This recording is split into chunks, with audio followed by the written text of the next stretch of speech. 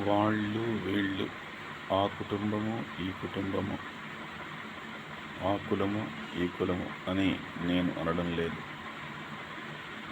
మానవుడు ఒక్క మాటలో చెప్పాలంటే ఇప్పుడు వస్తున్నటువంటి దిక్కుమాలిన కొన్ని సాంఘిక చిత్రాలను చూసి, అంటే సినిమాలను చూసి భ్రమలోకి వెళ్ళిపోతున్నారు, ఊహాలోకాల్లో విహరిస్తున్నారు.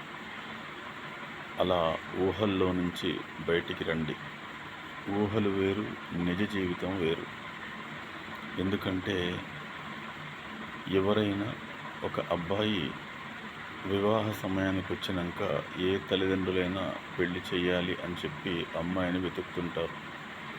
అప్పుడు ఆ అమ్మాయి మీకు దగ్గరలో మీ బంధువర్గానికి చెందిన వారిని, గ్రామం కూడా మీకు అవకాశం ఉన్నంత సమీపంగా ఉండేటువంటి కుటుంబాన్ని వెతుక్కొని అక్కడి నుంచి ఆ అమ్మాయిని మీ అబ్బాయికి చేసుకుంటే మీరు ఎప్పుడంటే అప్పుడు కలుసుకుంటారు. ఏ అవసరం వచ్చినా ఎంతో కొంత ఒకరికి ఒకరు సహాయం చేసుకుంటారు.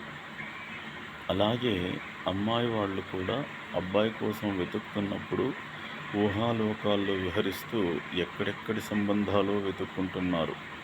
మంచిని కోరుకోవద్దని, అభివృద్ధిని చేరుకోవద్దు అని చెప్పి నేను అనడం లేదు. కాకపోతే అమ్మాయి వాళ్ళు కూడా అవకాశం ఉన్నంత వరకు దగ్గరి బంధువులతోనే బంధుత్వాన్ని చేసుకోండి. దానివల్ల మీరు ఎప్పుడంటే అప్పుడు మీ అమ్మాయి దగ్గరికి వెళ్ళవచ్చు.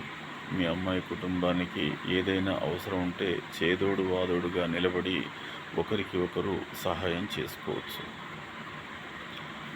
మరి ఇలా చేసుకోవడం వల్ల కుటుంబాలన్నీ కూడా ఉన్నంతలో బాగుంటాయి. అంటే కిలోల కొద్ది బంగారము, లెక్కలేనన్ని భవనాలు, ఎన్నో వాహనాలు, వందల కోట్ల రూపాయల ధనము, ఇవి ఎక్కువగా మితిమీరినటువంటి ఆశతో ఆశించవద్దు అని చెప్పి నా ఉద్దేశం.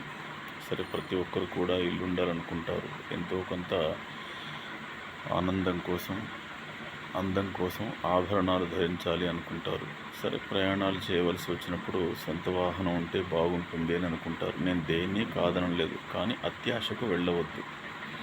దురాశకు వెళ్ళి దూర ప్రాంతాల నుంచి అమ్మాయిని తెచ్చుకున్న వాళ్ళు ఎన్నో రకాలైనటువంటి ఇబ్బందులు ఎదుర్కొంటున్నారు.